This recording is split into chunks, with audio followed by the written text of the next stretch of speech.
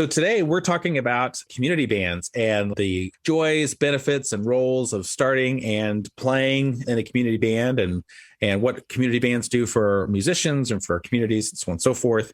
And I've got a great panel here that's got experience starting and playing in community bands. We're going to talk about it. But before we begin, I'm going to let each person introduce themselves. And I'll just start with the one that I know best. So Keely, you want to introduce yourself?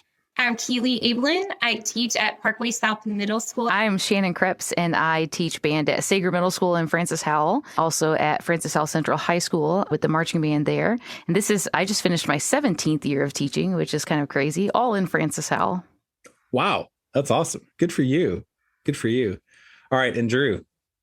My name is Drew Steck. I just finished year 3 at Bryan Middle School, also in Francis Howell, where I go over to FHC with Shannon and do some marching band and brass ensemble. And that was year 6 of teaching for me. I previously taught in Indianapolis, Indiana, which is where I graduated college from. Oh, cool.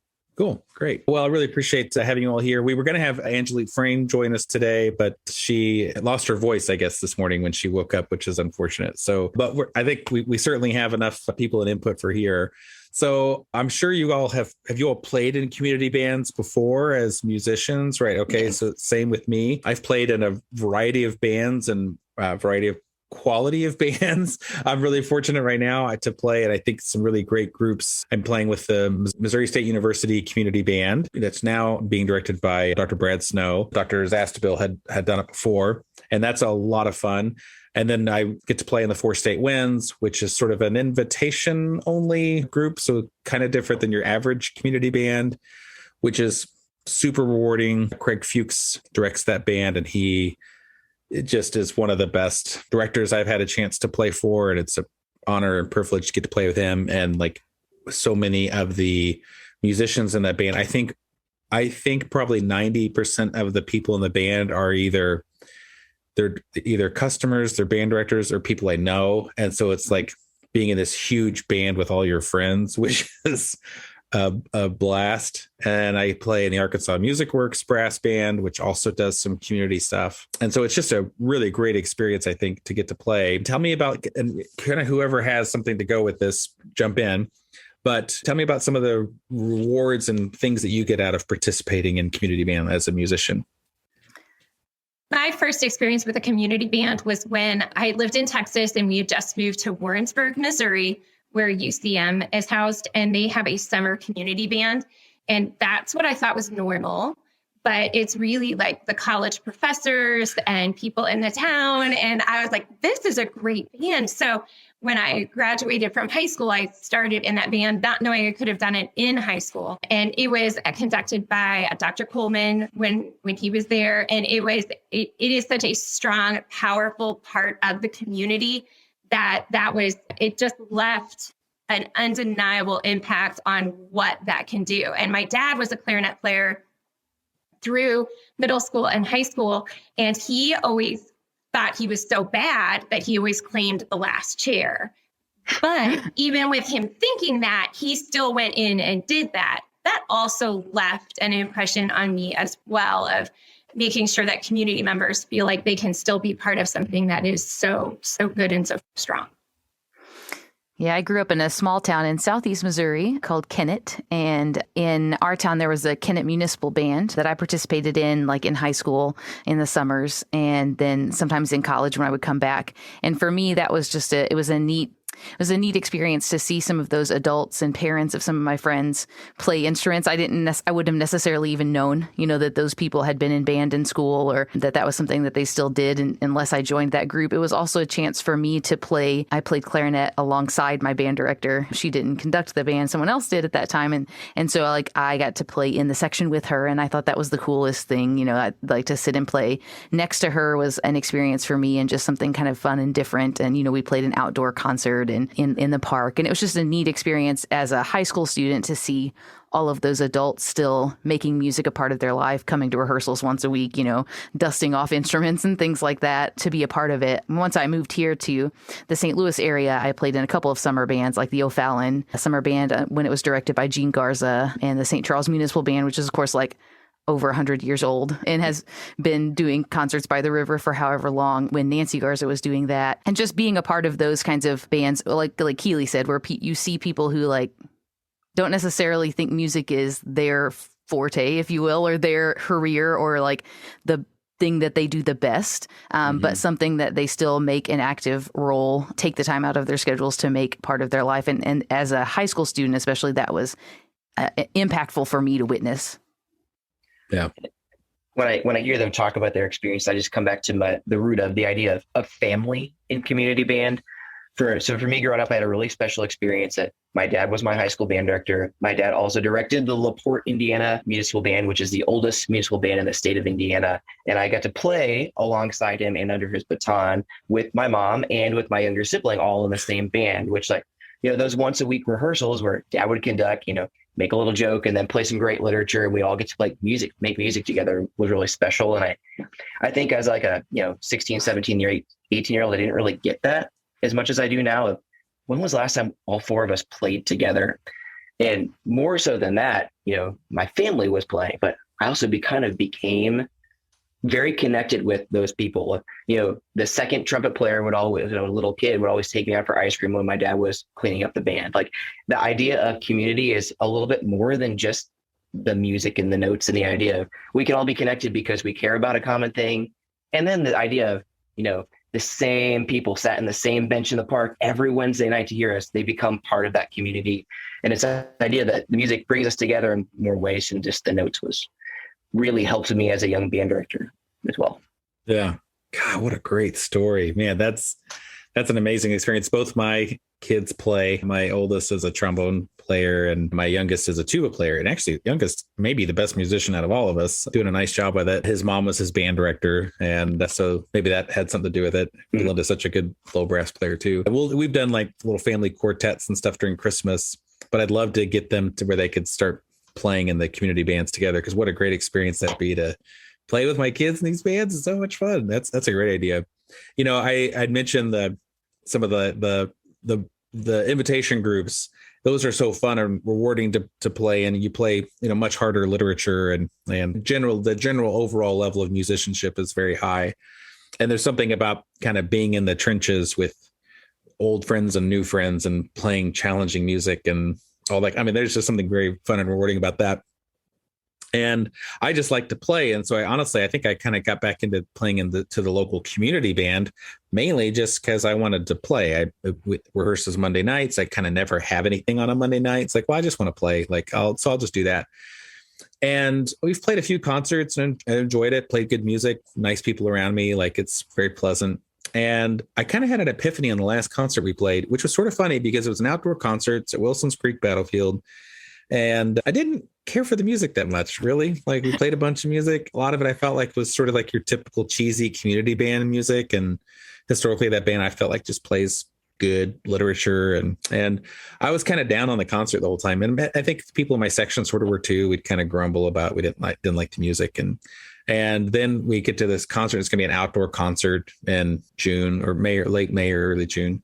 And I remember thinking it's going to be hot. I'm just kind of being whiny, and it's going to be hot. And then we get to the venue and there's no actual place for the band to set up. There's no, amphitheater or anything like that. The band's literally just sitting in this half of a hill.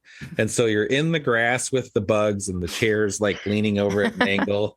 And I'm just God, this sucks. I don't know why we're doing this. This is terrible. And I'm just really being kind of like a pill the whole time. And I'm figuring there's probably gonna be no one here because it's Great Lake weekend and it's Memorial Day weekend. And then all of a sudden, as we're 10 minutes away, I kind of look out and people are just showing up, and there probably ended up being 60 or 70 or more people that showed up in the audience. And we played, and I remember thinking this is really cool. Now I've been looking at this the wrong way. I've been looking at this as a musician and as a trumpet player that wants to be challenged. And what I should be looking at this is my fellow citizens that love and appreciate music, making music together for our neighbors and for our community. And we are sharing in this bond together. We're sharing a talent and a lifelong skill that we've developed and with our community. And that kind of turned my head around a couple songs into that concert. And I immediately just like felt differently about the music that I was playing. I felt different about, I didn't feel still great about sitting wonky on the thing and the sun in my eyes and like try not to have a heat stroke. But other than that, like it was very enjoyable. And it really kind of got me into this whole thing about like playing for our community, to serve our community and to share a piece of ourselves that's important with our community and connecting with them. And I think that's just been such an enjoyable thing. And I now relish getting to go back. And I may be one of the better musicians in the band. I'm definitely not the best musician in the band, but I want to share like my gift and my passions with the other people that maybe don't have the technical ability that I have, but still have the same love to show up and play. And it's totally kind of recast my mind. And as a trumpet player, I think anything that we can do to reduce our ego is something that's useful for us. So have you all had a similar experience? Well, I think that like one of the neat things about community bands is that there are those different types out there, right? I mean, I think that when you look at maybe a summer band that is more community based or an invitation band, as you described it earlier, I think that the nice thing about it is that there is reminding the community, reminding our students and the music education community as a whole that there is a place for everyone. You just have to find what that band is for you. And I remember distinctly, like in my first few years of teaching, feeling so disconnected from like the musicianship of college, right? Like, I mean, from the being surrounded by like-minded people who were all music majors and were all, dedicated to practicing and honing their craft and being the best musicians they could. And I remember how awkward that felt for a few years to be like in the midst of, beginning band every day, as opposed to college band, where everyone around you knew had that same dedication. And so I think that for me, like I've played with, and I know that many St. Louis band directors have, with the St. Louis Wind Symphony I played with them for maybe 6 years recently. And being back in that kind of group was nice because it was challenging for me again, right? To find that like, oh, I'm surrounded by people who are going to push me a little bit. And then playing with, my own community band here is different, sitting in and playing with my own students. I think there's just a different kind of enjoyment, right? Like what you discovered on that hill or on the side of that half hill. I think there's reasons to enjoy all of it. There's reasons to enjoy being pushed a little bit when you need that. And then there's reasons to enjoy just sharing and having the actual just like true fun of it, right? And so one of the biggest services I think that we can provide to the community is to remind them that that all of those things exist. I think our communities benefit too, maybe now more than ever, but our communities benefit too from seeing their neighbors up on stage performing, And I think most people, of course, get very nervous about the idea of public speaking or some kind of public performance, and to see their friends and neighbors putting a performance in front of them. I think that's something that's helps to bring us closer together, even though we may have other differences in other areas. So I think it's really important for that. And I think along with that, the more we do that, especially as music educators, the more we demonstrate that, we remove barriers, right? There's that so many, like you talked about, that barrier of people who don't want to public speak. There's so many people who are like, I want to just be the last chair clarinet player, or I could never do that. The more we can encourage people that be in these ensembles and go out and do it, the less barrier there is between just getting out and making music, which, same thing we see in class when kids don't want to play or don't want to demonstrate or don't want to try improvising in jazz band. We just have to do everything we can to remove performance barriers. And some of that is just us getting into the community and saying, you know what, I'm here. Let's make some music with the people who are here. Mm-hmm. I think that was one of the things, like when starting the community band at my school, getting parents to feel like it was okay. I think we all tend to want to be good at something and to put yourself in a situation where you're not as good as you used to be, because I feel that way about myself even right now, but we're not as good as we used to be, or you haven't played in 30 years. It's taking that barrier away, that it's okay. It's come on in, you will have backup. It's going to be okay. We're here just to be a community through music. So taking that, like you said, taking that barrier away and making people feel okay is the first hurdle into starting that or getting someone to sign up for one, whether it's through your school or somewhere else in the community. Because we want to be good, and we want to get into a situation where we're not necessarily good anymore. So, yeah, I think you want to remind people that, enjoying something is not necessarily equated with being really good at it, right? I mean, like, you can enjoy painting and be terrible at it. I mean, I'm not a great painter, but I think it's fun, and I think that those kinds of reminders with music too. I mean, like you can be like a work in progress, right, on those things, but still derive enjoyment from it because we're so used to in this day and age, especially our students too, that they're only enjoying things if they're good at them. And they only want to invest time in things that they're good at, not getting the back, story of, but you're not going to be good at until you invest time at it. There are some things that you're not naturally going to just jump in and be great at, but if you work at it, you might be better, or you might just still enjoy it some and still be an average player or an average artist or an average whatever, and I think that too often we drive our schedules by what we're, like Keely said, what we're really good at. We want to be good at things, and it's hard when we're not. Mm-hmm. I think especially if we're going to put ourselves out there where people can see it, like there's some of us maybe want that ego reward of having people admire or think, gosh, I wish I could do that, and it puts, I think that's, for me, that's one of my biggest points of when I have performance anxiety. It's because I'm not playing for the right reason. I'm not playing because I want to make music. I'm not playing for my own enjoyment. I'm not playing to communicate or share. I'm playing because I want people to think like, oh, wow, he's really good. Like, that's why I'm playing. And like, that's when my head starts to go wrong. And I've often kind of sort of kept that to myself. And I remember talking with a friend and section partner of mine, Trey Waddell, who's also the band director at Carl Junction, on a Midwest trip, actually. And we were sitting in the front seat of our van, and we were just talking. I just told, and like everybody else was wrapped up in their own conversation. It was just Trey and I was like, I mean, I play, and like when I play for others, I want them to be impressed with what they hear. I'm sort of ashamed to admit that, and he's like, it's okay, I do too. And I'm like, all right, well, at least we're sort of sad together. Like, and so I still fall into that trap sometimes, but you kind of can't help it because you work hard at it, Right. and Trey probably is maybe more obsessed than I am. He practices like a ton. And, if you're putting that much into building a piece of furniture, if you were spending hours and hours working on your craft as a woodworker and you built a piece of furniture, you'd probably want people to go ooh and awe over it, not to go, oh, yeah, nice table. Like you wouldn't want that. You probably want them to go, that's beautiful. Is that mahogany? Or like, I don't know, like you'd want them to like be excited about it. And so I get that. I tend to remind myself of when I am most moved as an audience member.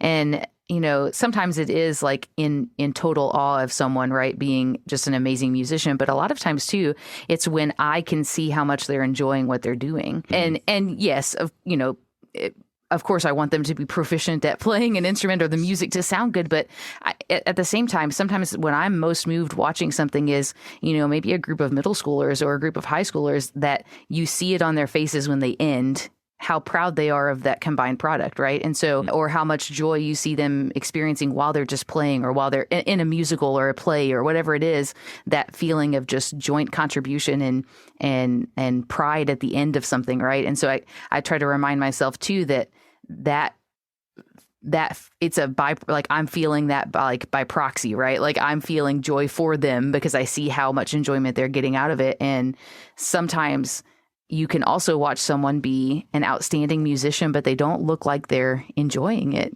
And I don't love that, I'm like, oh, but you just look like you don't, like you just pained yourself to do that. You know what I mean? Yeah. And I never want music for me. I don't want it to ever be something that's absent of joy, right? I don't want it to be absent of enjoyment. So I don't want that for my students or, my community members either. I think to remind them just that like sometimes what's impressive to the audience is how much fun we're having together and how much enjoyment we're getting out of this as a group.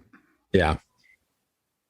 And I think, some of that enjoyment for me, like if I think about my time as a kid sitting in those community bands, was sitting next to that trumpet player who had been playing in the trumpet section for 30 years and could tell, he's like, hey, see this piece? Like 14 years ago when we did this, I missed this. And I still see the note I wrote. And like getting to like learn about like, okay, it's fun to be goofy with some of these things. And it's funny to remember and look back and like seeing how like, I can picture this trumpet player named Rudy in my head Rudy played trumpet for 35 years in the band. And like, every new trumpet player got to sit next to Rudy on purpose because Rudy would kind of condition them here's how things go. And like, you get the personality of the ensemble, and that's where the pride comes from. And that's where the sense of identity that sometimes is replaced by the drive for excellence.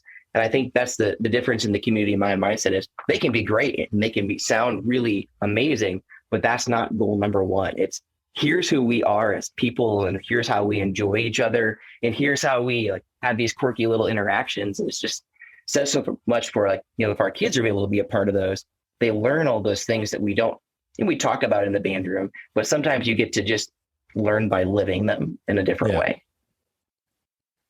I think sometimes you're kind of talking about like not always the stress being on like the performance quality.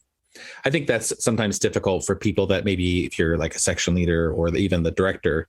I think internally I've seen them struggle with that because on the one hand they think should give some instruction here to improve what I'm currently hearing, but I think on the other hand they also are concerned. They don't want to like upset or offend anybody. And I think maybe I'm thick-skinned on this possibly. I certainly want to hear your viewpoints of it, but I'm of the mindset if I'm coming in and doing something every week, I want the feedback so I can get better at it. You don't have to like scream and yell at me and throw pencils and batons at me like maybe like former directors would have when I was younger. But, constructive criticism and feedback that's designed to help and make me better is welcome, both from not only from the director, but also from section leaders or better players around me. How have you all handled that in groups that you've been a part of? I think that ties into kind of what Shannon said about finding the group that fits you. I know that there's certain literature I can pick and a certain level and a certain intensity when I'm the conductor of it, that if I were sitting in it, I would want probably something different. But as the conductor in the group and what I'm trying to promote in my community band is just the community. It's really the community and bringing people together that maybe they're piano players and they're willing to come in and try a mallet that they've never played before. So it's just a different, you've got to find the right fit. So when I am the director of my community band, it is a different mindset than if I'm choosing one that I want to be a part of to play in. I think so much of what you can and can't say to the people in front of you is based on your relationship with them, right? And how they perceive you as a leader and how they perceive you as a musician and a person, right? I mean, the community band, that knows you well. And what you said earlier, Donovan, at the beginning about like being surrounded by a bunch of your friends. So like I've described my community band here as like people Miss Krebs knows. Like at some point, there was a year where I had, some of my students and some of my former students and parents and staff members, but then I had also just like recruited some like people that, lived near that I went to college with and I knew used to play, so like I was like, this is like a group of people that you all know me in some way, but you don't necessarily all know each other yet. But I think that, my relationship with all of those people determines how they receive that feedback from me, right? And so I also know that my poor little 7th grade kid who is struggling to keep up at the moment probably can't handle some things, but I know that my high school senior that has known me for 7 years and is, not keeping up because they haven't practiced it, can handle that feedback. And I think how you give that individually or as a group or, sometimes I address things to specific groups in my band. Like I'll say, okay, so if you're a 7th grader right now, don't worry about this. But if you're a junior or a senior, guess what? Demonstrate this, like let's hang, let's do this the right way. And I think it's all like everything. It's about the family aspect of it, the relationship of it. And if you know your people well, then you can say a lot. You can say a lot more to them, right? They can understand where your heart's at and where you're coming from. Okay, I think the heart thing, you nailed it. And I think it's also a great point to recognize capability, like if you're working with a brass section and, maybe they just don't have like a great command of their upper register, maybe worrying about their intonation and stuff is sort of pointless because they're just pinching, pressing and praying that the note comes out. The last thing they care if it's in tune. So it's sort of like that kind of feedback is useless. And so it's a good point to keep in mind. I was thinking more in just sometimes people just feel uncomfortable offering suggestions to people in their sections. And I think for me, I feel more like you're either the type of person that tells someone their fly is down or you're not, and damn it, like you should be the kind of person that is, because like, I'm going to owe you one if you say, hey, Donovan, like if you tell me like I'm going to be a little embarrassed but I'm going to be very thankful that you said something. And I know I've been in this situation where I get home at the end of the day and realize, how long have my pants been unzipped and how come no one said anything all day, and so just mortified. No one else that's happened to just me. Okay, well, anyway, so, or maybe food in your teeth, if you have food in your teeth, like, yeah, it's a little embarrassing to tell someone like, hey, you got that, but like, you're doing them a solid when you do it. And I'm super grateful for it. And I remember in this last concert we were playing, we kept rehearsing this last note, and it was one of the Carmen Dragon arrangements. Wasn't America the Beautiful? It's one of the other one he did. It ends on a high B flat. And I'm playing it, and the director keeps saying, like, well, I think we're just having a hard time getting this final chord in tune. And he was being no more specific than that. And so after the fourth time of coming in on this note, I'm like, is it me? Like, am I out of tune? And Jared Brown, who's the band director at Republic, he's like, I think you might be a little sharp. And I was like, cool, like that all right. Yeah. And like, I lowered the pitch down a little bit, and the director was like, all right, that's great. I'm like, wow. Why didn't someone say this 4 notes ago? Like, I think I have good intonation, but none of us are perfect. Like, anyway, you're either, so I think I'm also the kind of person that wants to be right, not to have been right. So correct me if I'm wrong. I'm always good with that. But yeah, I want to see everybody improve. But Shannon, you nailed it. It's your heart. The point isn't to say I'm a better musician than you. Let me tell you how much I know more about this than you. It's to help someone, to lift them up so they can also improve. Right. I think that's the intent behind it. And if you can make them slightly better, they're going to enjoy it more, right? But yes, so there's a trade-off. I don't think anyone signs up for anything like that, especially if you're putting yourself out there, not feeling confident. Everyone wants to do a good job. Like they're there for that. They're not in there to make something worse or not improve. So I think that's also helps when you're giving instruction and telling people that they can do something better. Whether you're conducting or playing, when you're in that ensemble, you're part of the community. If you have the trust with the people, it's hey, let's be great together. Now I'm going to be great. Y'all have to match what I'm doing. It's, hey, let's all just tweak this and be great together so we can all elevate. And people tend to really respect that mentality because they're all enjoying then the process. And that's really why they're there, is the process. Yeah. I mean, that's kind of what we do in our own classrooms too. We want to create that we're all here together. So it just, a lot of that just carries over into that community band rehearsal. So for those who want to participate in community bands, is there an online resource that kind of a directory of community bands? I feel like all the ones I know about, I just sort of hear about somehow through a grapevine. And are you aware? Is there some kind of resource for this, or is this something we need to start? I feel. I know. I was like, let me Google it. I know. I feel like I should know this answer, but I don't know that I've ever seen one. But maybe you should start one. This doesn't make for great podcasting, but I am gonna literally Google this real quick. I think if there isn't, I think that's something that can be improved on in the whole process of it. Because if you move into an area, I was brand new. I'd never lived in St. Louis when I first moved here and had no idea what was available or existed. And especially if you're not within the music education community, right? I mean, like as a band director, when you move somewhere, then you got all these band director colleagues who are going to tell you about the community bands. But if you're just, if you're an accountant or a physician and you're looking for a place to play, but you don't necessarily have a tie-in, then yeah, you may not find out unless you really look. I think you're onto something, Donovan. That's right. There's an association of concert bands, acbands.org. And I don't know that it's super well known. I'm looking at it right now, and I am seeing bands throughout like Missouri, but I put in my zip code, and the first band that shows up is in Kansas City, North Little Rock, Hot Springs, the Cameron Municipal Band that Ann Goodwin Clark directs, the St. Louis Wind Symphony. So that could be, so for any of you that are in charge or involved in a community band, maybe you can list your band into this site. It might make it easier for people to find. acbands.org, the Association of Concert Bands. So there is a resource out there. We just they need to advertise or something. So we'll good to know. Give them a plug. Okay. So let's say that there isn't a band in your area, or maybe there is, but maybe you want to start a different type of band. You want a more advanced band, or you want something more open to the community, or you want to start a beginning band, one of the things I want to start is I'd love to do like a brass band down here because there's Arkansas, for some reasons, chock full of them. And I'm driving 2 hours to rehearse with this Arkansas brass band. And then they also do a youth brass band. And I heard that youth brass band play, and they were incredible. And I was just thinking, man, if I was a band director, I would want my kids in this, because those kids have like technique and fingers flying, because in brass band you're having to play all the woodwind parts, and like and I found out that like over half the band were all state players.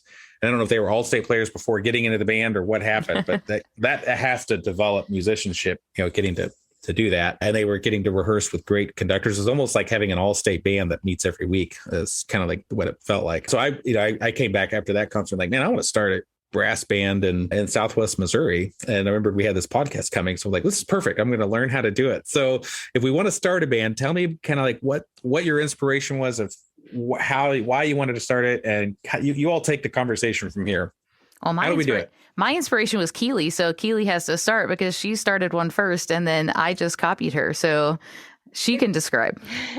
My inspiration was a couple different things. The school that I was at the time was Francis Howell Middle School, and it was very character education based. And so they were applying for the National School of Character, and which is a litany of questions that you have to look at and think about to apply. And one of the questions just was, how do you incorporate parents into your program, into your school? I took it as program. And I had always just had them chaperone a field trip. That's all I had my parents do, or help hand stuff out at a fundraiser. And so that made me start to think, and that was tied in with something at some point in my college life. There had been a very high percentage of parents who had one time played an instrument, and that's why their child was taking your class.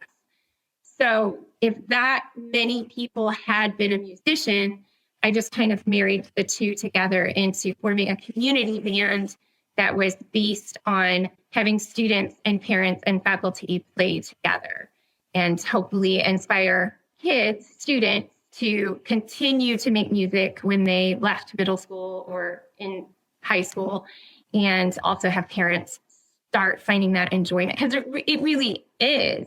It's an enjoyment, head to toe enjoyment of making music with a group. So that's where it started.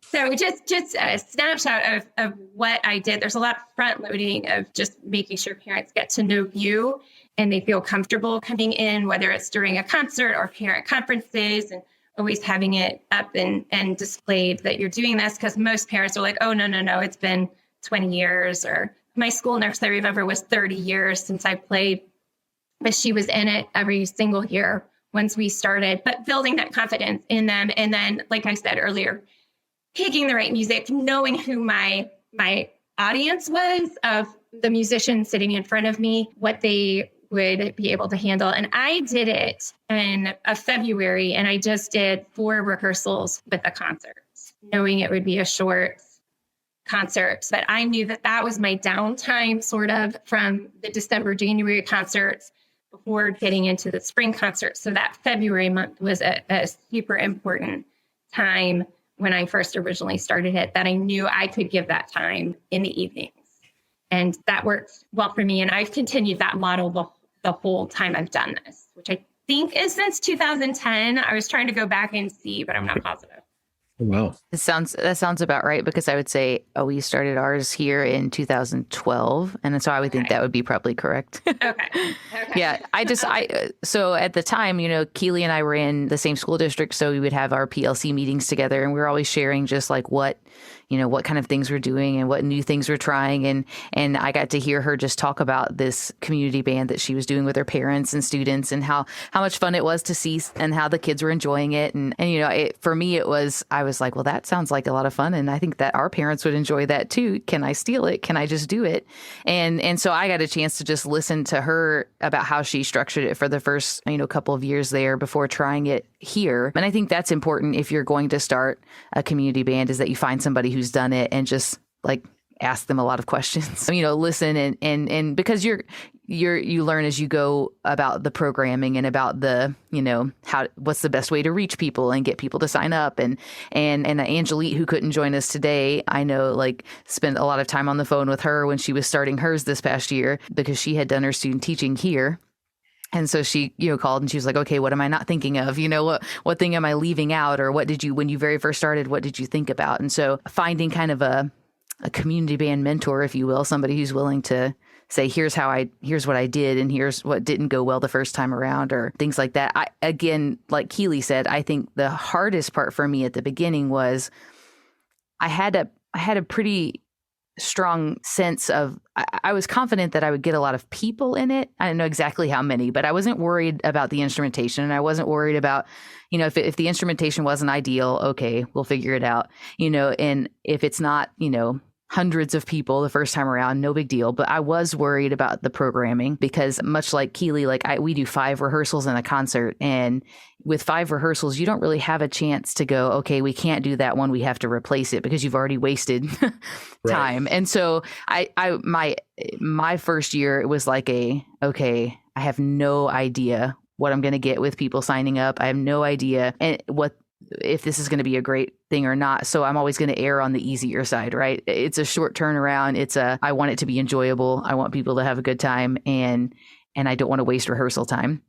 The nice thing about, if you have an ahead of time sign up of some sort is you can start to see who's rolling in on the sign up list, right? And you can start to see those sections mm-hmm. as they pan out. And as you do it longer, now it's over a decade of doing those. I know I'm going to get a certain number of high school kids. I'm going to get a certain number of my seniors. And I know I'm going to get these adults that come every year. And so now programming is easier because mm-hmm. I kind of know what I'm going to get. But at the beginning, it's just, it's wise to start small, if you will, in terms of how much you think you're going to be able to accomplish in those rehearsals. And I think it should be pointed out that, Shannon, I don't know how big your school is, but I know I was from a school that had 850, I think 900 students, and I had about 250 to 70 in the band program. So I had a big pool to draw from as far as parents. There's going to be areas, obviously, you're going to have smaller schools sure. that they might want to combine with other directors.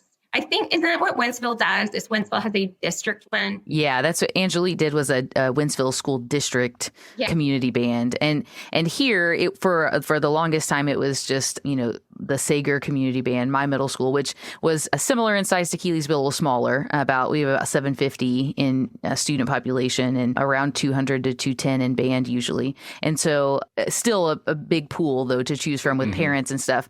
But even in the past few years, that's how I roped Drew here into joining me, is that at first I just said, hey, I could use this band has gotten huge now. We're at hitting 100 people, and it's a lot of people to manage for one person.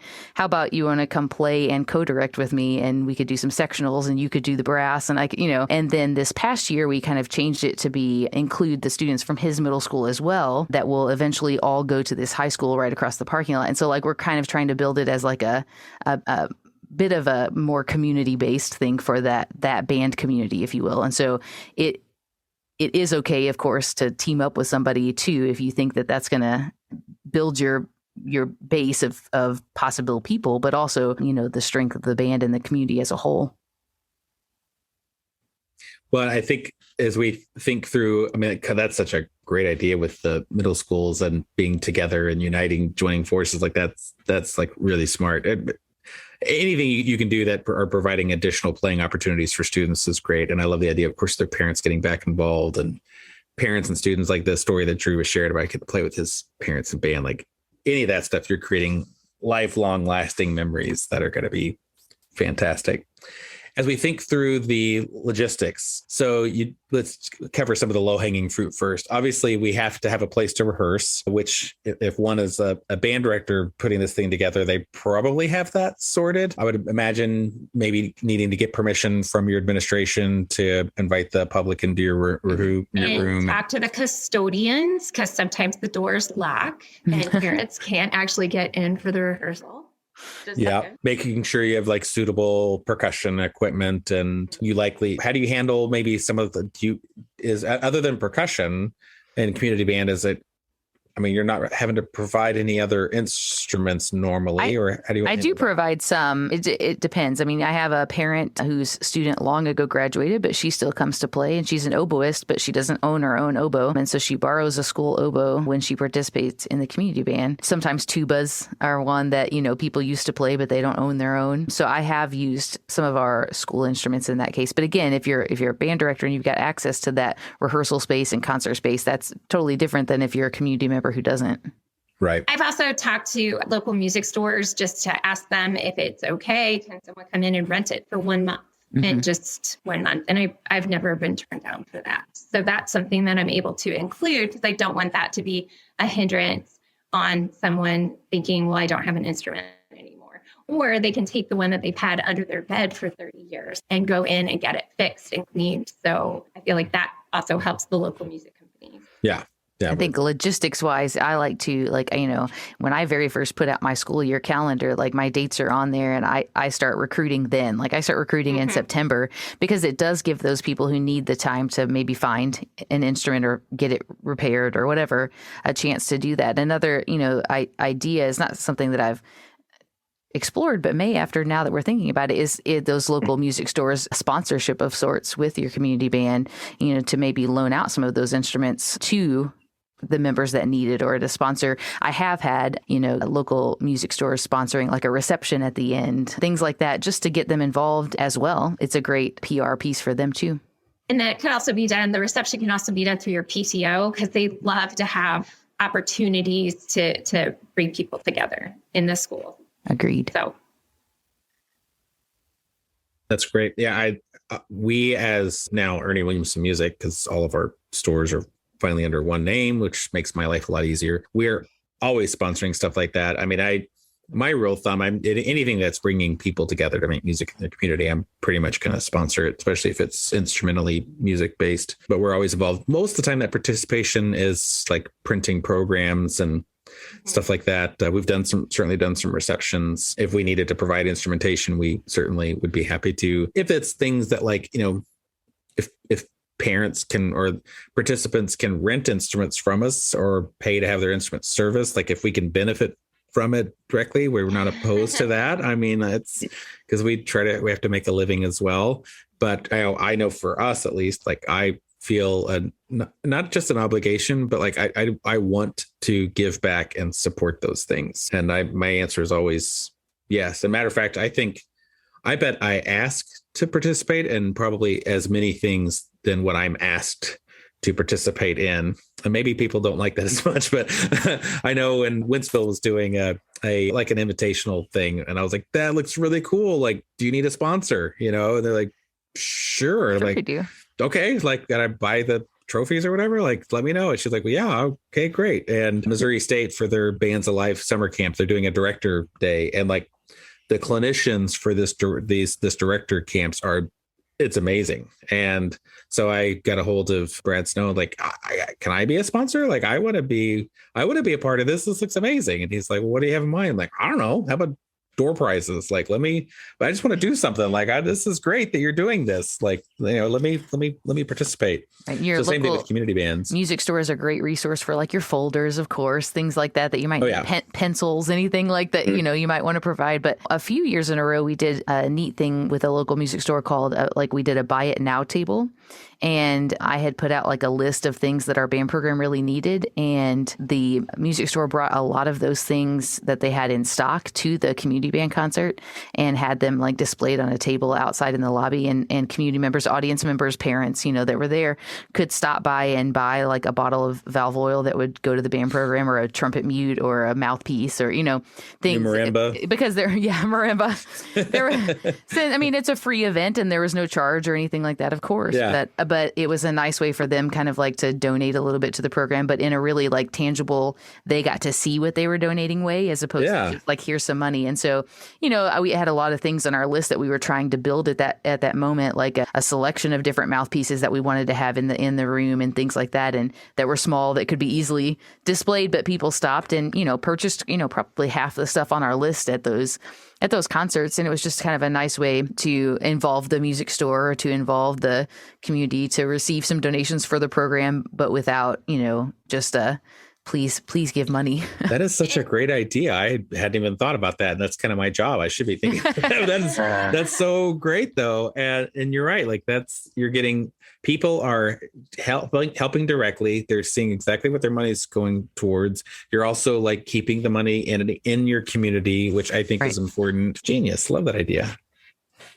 I was going to say, sometimes people just don't know what we need. So having that table, I remember you had that out. I don't know if you used to do it at a concert they just don't know that those things are out there, and that just a small thing can support the community of your band program. And it's so many of those small things that get taken care of at a concert. You may not think but it's every $5 bottle of valve oil that you don't buy, you're saving that for one of those bigger purchases that you do need to make. And that's, it all adds up. It's a small way for the, audience members to contribute to something bigger. They may not realize that by buying that, they're actually helping you get a tuba down the road, but they kind of are. Since we are talking about funding, I would think if I was someone who didn't have a community band, that one of the things I would ask would be like, how much does it cost? And just it's really been at no cost, because I've used all the music from my own library or borrowed from someone else's library. There's a specific piece. So that part was nice. It does take time, which is, so precious to us as educators and band directors. But I think that the cost of that time pays off 1,000-fold in having people see who you are as a director, having people come into your school in a very much more, for me, relaxed concert setting. The audience, I feel like, feels like such a part of it, because I have grandmothers, which their child is now the parent of a child who's in the band, and they get to take pictures with them at the end. The retention I had seemed to improve when I started my community band. The kids that stayed in the program seemed to just go up for percentage wise. So that time was well worth my time in the overall picture of things. So you've done that so smart too, because there's a variety of ways to do it. I mean, like I know MSU sort of does it along their school schedule, more or less. With 4-State, we do 3 rehearsals and a concert. And I think we try to do 3 or 4 concerts a year. So there's a variety of models. You can kind of do the weekly, every Monday model if you want, but you could also do what you all are doing, the 4 or 5 rehearsals, 1 concert. That's all we're doing. So if you don't have that time commitment, you could totally just we do 1 concert a year. We do this many rehearsals, and it's not that big of an investment. If you do it right in that February, your concert can be the first week of March, which kicks off Music in Our Schools month. Oh, so smart. Yeah, that's my concerts are always in March for that reason. Like it's a way for us to do something, Music in Our Schools month, at the middle of the semester time, when the band classes aren't necessarily ready for a performance, but the community band is, and it is literally what Music in Our Schools month is all about, right? Advocacy, sharing with your community. And like Keely said, for your parents and your community members to get to know you as a band director is different than just knowing you as their kid's teacher, right? For them to actually sit in the audience, if you will, but in the band while you run a rehearsal, then they get to see some of the ways that you teach their children. And they also get to see, it's going to sound super cheesy, but like for those parents to hear some of my jokes, like, come on, then they can like go home and talk about how bad they are with their kids, and then they have another common bond. But I think it gives them a little bit of an insight to who you are as a person, and not just a name on their kid's schedule. It helps me like build those relationships with those parents that are there in a different way, for sure. And as Keely said, the retention, I mean, we've got I do my seating chart, and I'm sure that, Keely thinks about this kind of thing too. I do my seating chart so that like high school kids sit next to middle school kids, sit next to parents, so that they're building relationships with people that they wouldn't on a normal basis. And that right there, I mean, if you've got a sophomore in high school playing with an eighth grader, well, eventually they're going to be in a band together. And now they already know those people. The recruiting starts to kind of happen for itself. It can also be a confidence builder for some of your seventh or eighth grade kids if they get to sit by an adult that hasn't played in 20 years and they get to remind them how to do some stuff. They get to teach for a little bit. They get to be the one that shows that trumpet player which finger this is. They haven't played that note in a while. It can be almost its own, it drives its own recruiting too, because then the high school kids, like they come back and play and they recruit the kids who never played in it. And, it just builds on itself. I had the cutest thing happen. So when I came to Parkway, I debated having a community band my very first year, but then I figured why not go all in? And I had families that would get together on the weekends at their own homes and practice together. And that one was just, I hadn't heard that before. So I thought that was very fun. They had like their own little mini band concerts at their house. And then I had a mom who would come in. I would have after school help sessions for the students. And she would come in at least 3 times and get help with the mallets. And then another one brought her music to parent teacher conferences. Clarinet. That's awesome. Me about B flats and B naturals. So it puts you still as an educator, but at a different view, a different lens for the parents. You're a human educator, which I think we all need right now. Agreed. I just think it's a really great way to round out our programs in the eyes of our stakeholders. We talked about like, here's what our parents see when they're on the other side of the podium. But, I also think it's really cool for us. Like, we make a big deal to invite anybody who's attached to our community, from, school board to administration to grandma's second cousin, everyone come and see what we're all doing together. And I think, band programs are often we're expensive in the eyes of the community. We ask for a lot in terms of money and in terms of time and in terms of decisions and support. So anytime that we can take a minute and give back and say, okay, here's what you're doing for us. But here's what we can show you. Here's how we can all be a part of this together. It makes some of those big asks that we have sometimes a little bit less, because they see everything that we do, not just for our kids, but for how we fold in all of the stakeholders. And Drew, that's a great point. It's more than just your program. Your program is serving just more than the kids that are in the building. Your program is truly serving the community the way that you're doing it. And you are getting not only your administration's buy-in if they are seeing this, but you're seeing the community involvement and buy-in.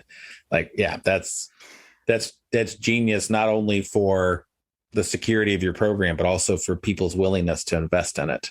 And I think just the music education community as a whole, I mean, the way I look at it too is that we're inviting these parents and, Board of Education members and people at the admin building and things like that. They see the support that the band program has, the number of kids that are involved, the parents that are involved, the community that it builds. And then even if they don't stay in our community, right? I mean, even if they go on to another community, chances are they start to hear about the band there and they go like, oh, I know what a band is like. I know what a band can do for a community. I know what a strong musical education in a school can do for that school. I know what it can do for the parents. I mean, one of my principals one time said, a third of our kids are in your band program. And so like a third of our band parents, a third of our parents for our whole school to, have this as their lens through that they see our school through. Right. And so that's great for the community as a whole. And I think that you're serving just the greater good of music education, if you will, not to get, too philosophical, but by putting it out there for so many different people to experience. Yeah, that's awesome. I obviously we're all believers in this. We spend our time and effort, energies, money to build it. And I think if someone is hearing this and, realizing they'd like to get involved and don't have something like this, or they want to do something maybe that has more student involvement, like what you all have described, I think the key thing is just to get started with it, right? I mean, you've kind of laid it out. It's not super daunting to do. You can put as much time into it as you want. It doesn't have to be a weekly rehearsal thing. Like Keely, you mentioned a few rehearsals and then performance in March. Like great way to do it where it doesn't take a lot of time, but you still get that reward. And I would imagine that you all would be happy to answer questions if folks have them, absolutely. And that people can reach out. And Shannon, your suggestion of getting a mentor to help with that is so key. One of the people who's been kind of a mentor for me, and certainly I listen to a lot, has often says that, like, you know, sometimes if you want to know how to do something, it's more important to know who to ask than how to do it, you know. And he means also to, sometimes he just means like sometimes it's just better to ask someone else to do it for you. Nothing wrong with that. In this case, that might be a little bit difficult. Please don't ask us to run your community. Yeah. My mother was like that. My mother was so hysterical. I remember one time I was sitting there with my older sister, and my mother looks at her, she goes, you know, I have always wanted to learn to do sign language. Like, you should learn how to do that and then teach me. You know? I was thinking like, Mom, like that's, yeah, okay, weird. Anyway, but yeah, run your own community bands. But if you'd like some guidance and mentorship and answers, then the three here are happy to do it. Mm-hmm. Anything else that we should mention that we haven't covered thus far? Well, I think that if you aren't in a school and you're looking for, you know, rehearsal spaces and things like that, I think you could still reach out to schools, right? You know, I think that many schools, you know, do rent their spaces, have a system for that. And then it doesn't become as free as, like Keely mentioned earlier, it can be a no cost for us. But I think you would also be surprised that people would support it. You know, I think that if you start the word of mouth talking about who you want involved, I think you would, you know, people would be glad to contribute to something if they can be a part of it too. And so I think there's always options for funding if it's not a no cost activity in your situation. I think it's an opportunity for partnership in that situation. If you're a community member not tied to school, find somebody who is connected for a school and say, you know, maybe we can work out a way to use the space, and then we'll contribute some music. We'll contribute some volunteerism. We'll work with you so that everyone can have some of that mutual benefit. And then you'd be surprised at how many members start to overlap in that community ensemble when you work together with the school system or with the local university, the local college, the local professors, the people who are musically active in your community. And this is just a random thing, but when you send out the sign-up lists, or whether it's, I would do both paperwork that would go home, and I would also do an email blast, you know, anyway, newsletter, all of that to get the word out, because you might have somebody whose kid's not in band that was a musician. So it doesn't just have to be from your students. It really can be from anyone in the school. Also, trying to convince faculty to be part of it encourages more kids to be part of it. And on that form, put something about where they think their level is. And I forgot how to put my instrument together would be a level 1. And then I had St. Louis Symphony is waiting for me as level 10. And so they would tell me like where they were. And I actually did end up having a parent who played for the St. Louis Symphony. So that was kind of a bonus. Oh my gosh. I was like, did anybody put 10? Yeah, I did. I had 1 10. So, and then I had someone put a 9 that said my dad plays for the symphony. That's awesome. But that'll give you more of an idea when you are trying to select the music, if you can get that done far ahead of time. And then the only other thing is some parents really want the music prior to that first rehearsal.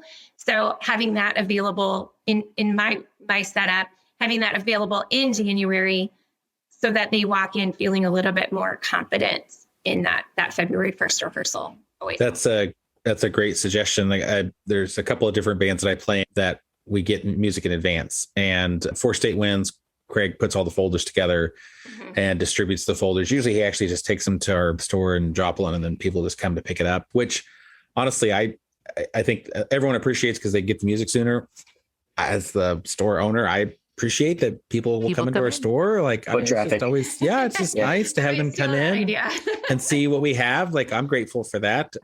And then one of the things that I do, and I started this just for myself because it was very useful for me, but I put together a YouTube playlist of all of the recordings of what we're playing to. And then when I practice, I've got a Bluetooth speaker set up, like a big, like PA kind of Bluetooth speaker. And I play along with the recording. And so I get to say like, oh yeah, last night I got to play with the Marine band and this and the other.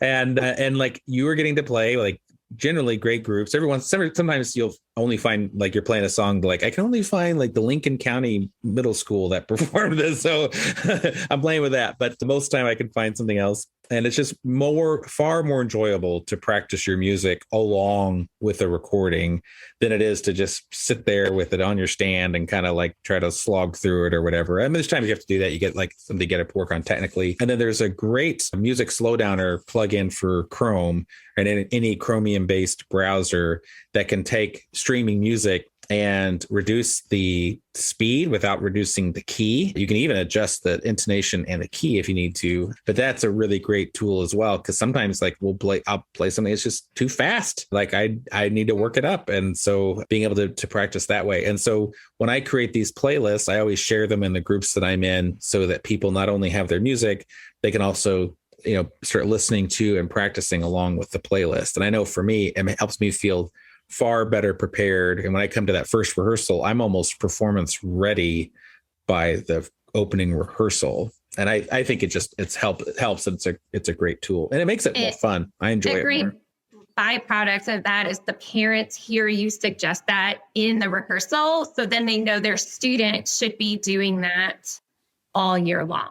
Yeah. They should be practicing and they have these tools. And so that's a great byproduct of the parents being in there and hearing those things. We all know as part of music education that when people don't necessarily understand what bands do, that they think that music just happens on command, right? And that, can you guys provide 30 minutes worth of music next week, like at a middle school level, and I think that getting the parents and staff members, community members involved in the process of rehearsing music gives them that insight to like how long it actually takes to get things performance ready, right? How much work does it take? And one thing that I would plug for anybody that's doing, especially a school-based community band, is to get as many of your administrators and staff members involved as you can, even if they don't really play something. So I always have an option in my recruiting emails that says like, if you just want to be in this band, but you don't and never have played something, I will find a spot for you. Mm-hmm. And that might mean that, they're playing triangle on, they might be playing wind chimes or triangle, and there might be a high school student standing next to them to tell them when to do it. You know what I mean? Mm-hmm. But it gives, one of my principals had never been in band and I got her, but just to do it 1 year, she said, okay, 1 year I'll do it but for her to be a part of those 5 rehearsals and to be a part of watching what all the kids had to do and for her own like stress level of like, oh my gosh, I have to do this correctly, and what help do I need for playing triangle or playing wind chimes or playing whatever it might be, suspended cymbal, it gives them a chance to kind of witness the hard work that goes in every day. And I think that you can find a spot for just about anybody if you want to, right? If you really want to, and if they want to be a part. That's such a great idea. Shannon, so good. Really, the three of you, just fantastic. You guys had so much to offer today and so much to share. And this has been a really great conversation. Keely, I loved how you were thinking originally, you're like, it's an hour and a half to do this. Like, there's no way we'll have that much. Like, please, like we could keep going. I'm only cutting us off because I see my battery is getting low, but I just appreciate the three of you. It's clear just from this brief conversation, the passion and commitment you have for music education students and just music in general. And I'm super, super, super grateful for what you do. And I think I know it's a very rewarding job, but sometimes it's also shared, the appreciation the way it should be. So thank you for doing it. And thanks for doing this podcast in your summer. This is your time off. And I know that at least 2 of you look like you're in your offices in your band room. So yeah, not Keely. She's got enough experience to know to take that break. But well, thank you so much for inviting us. I'm glad you did it. And again, your podcasts have been amazing. Like I've really enjoyed listening to them, even if I get 10 minutes and I can listen and then come back later. But they have really been, if nothing else, even if it's not an idea I'm going to use, I hear someone else's point of view and how they are approaching things, and maybe even just the situation. Like I never thought about smaller schools and So those sorts of things, it's just been more eye-opening, and you yourself are creating a community through these podcasts. So a community of understanding. So really, really appreciate it.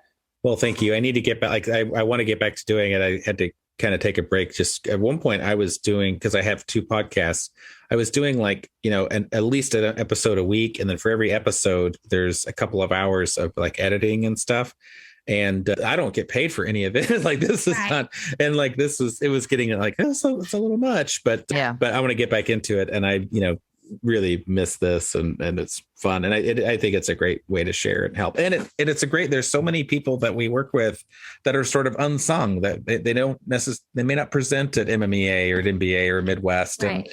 And other people in our community, in our state, don't know the resources that are here. Hell, I don't know. Like, I know you all, the 3 of you, through references from other people. I actually don't know the 3 of you outside of any of this.